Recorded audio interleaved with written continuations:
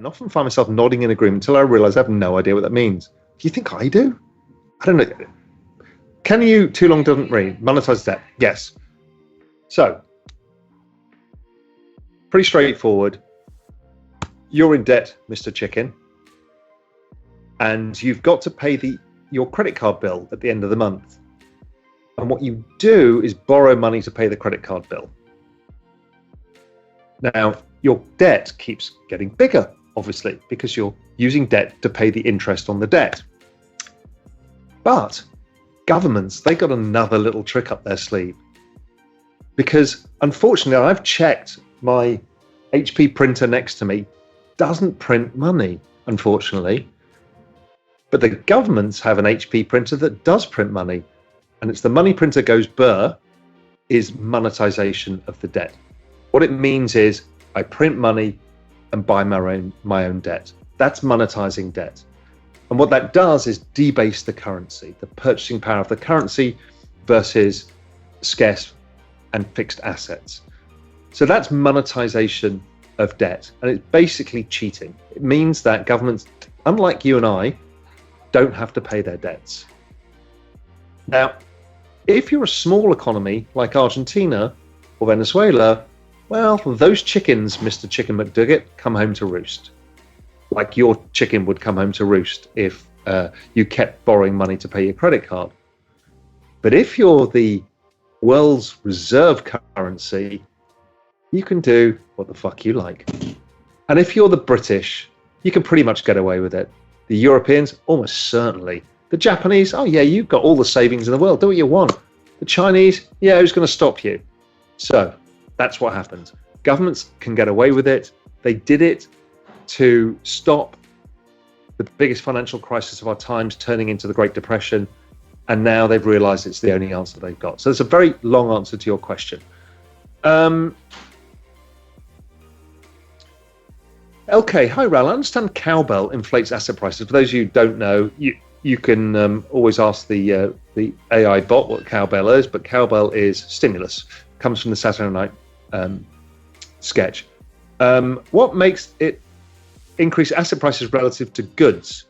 I think this is important because the latter will turn into inflation and probably less liquidity. Yes, really crucial. When you debase the currency, only things of value retain value. Fixed assets. And that is art, wine, crypto, equities, high-end real estate, these kind of things, the things that the rich people own, apart from crypto, because everybody can. It's the first democratized scarce asset, finally. Gold. Gold does well too. Well, it does worse than it should do. But that is what debasement does. It devalues it against valuable things. Unfortunately, as humans, we're not valuable. Our wages don't go up in line with monetization of debt. Debasement is happening at a pace of, on average, about 15% of the year in the United States, while wages rise more in line with GDP or just inflation itself. Nobody gets ahead. So what happens is asset prices go up and wages don't. Why do goods not go up? This is the confusion everybody has. It's printing money, it's inflation, it's asset price inflation. Goods inflation, well, these are variable inputs. You can make more of this stuff. Variable stuff is not as valuable. And variable stuff, therefore, doesn't get adjusted because you're not adjusting the demand in the economy. It's not actually people buying more things. Really, what it is just a monetary trick. So it doesn't move these variables because there's no extra demand. You're not booming the underlying economy. You're just changing the asset price versus its denominator. Brian, what hat is on backwards today?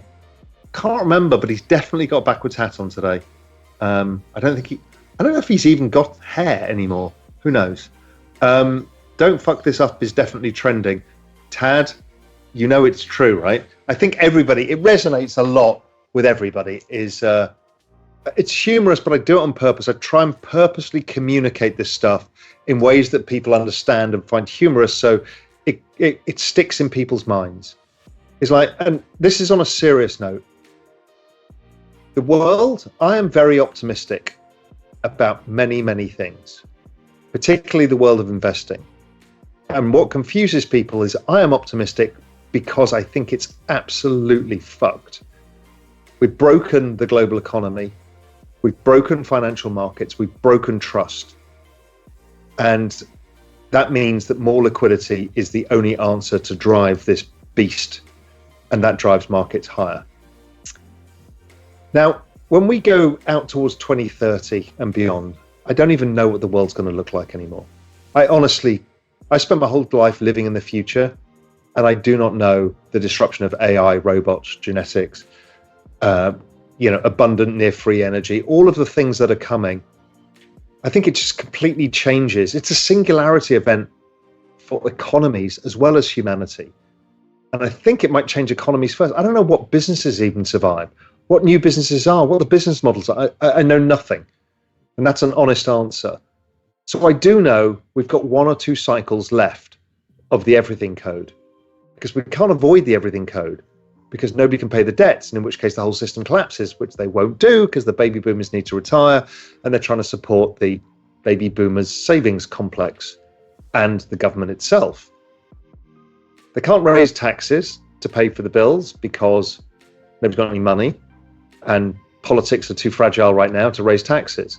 So they just clip the coins instead, which is debasement of currency. And there's only 2 assets that outperform the debasement of currency. And I've talked about this ad infinitum. And that is technology stocks and crypto. And crypto is the fastest horse in the race. And now, why don't fuck this up is because neither of those 2 assets are particularly easy to own because they're volatile. They want and people hate them. People whisper in your ear all day long. They mock you on Twitter. They tell you you're stupid. You shouldn't do this. You shouldn't do this. Buy my value investing stock. You should buy the Russell 2000. You should diversify, my friend. And meanwhile, we've got probably 2 cycles less. 2 cycles less left to not fuck this up. Again, apologize for all the swearing, but this is actually important. 2 cycles to not fuck this up. This is your chance, and these are the only chances we're going to get. I won't be right in everything that I do. The everything code seems directionally pretty right. It'll at some point be somewhere wrong. We will see where we go. But I think overall, generally, on a macro secular theme, I'm usually not wrong. The paths, they can change. So anyway, so don't fuck this up is important. It's trying to teach you how not to get shaken out. Because if you get shaken out, you'll miss the last chance or the last chances we get. There will be a down cycle in the middle. You need to understand how that's going to work. And then finally, really at the end of it, we should have unfucked our futures. And again, it's a humorous thing. It's nice to talk about, nice to drop in, but it's actually really serious about unfucking your futures. If you're young or if you're old, you've got a real problem on your hands. I can see that by the retirement crisis video got viewed 4 million times online because it's a stress point for people. If you're young, it's like, God, I've got student debts. I'm 35 years old. I've got student debts. I've got 2 kids now. I've got married. I've had to move out of New York City or whatever city. I'm worried about job security. How's everything going to change? How am I going to save? I'm putting money in my 401k. Doesn't seem to pay for a house. How am I ever going to pay for a house? These are the answers. This is why the millennial population are drawn to crypto hugely, and rightly so, because they want and need that risk to give them a chance to do what their parents had. And that's why they're drawn to technology investing and even in option investing. If you're doing that if you're doing standard investing in your 401k and with your discretionary side, you're trying to get ahead by taking these wilder bets, I think that's a pretty sensible investment strategy. I have no issue with that whatsoever. So anyway,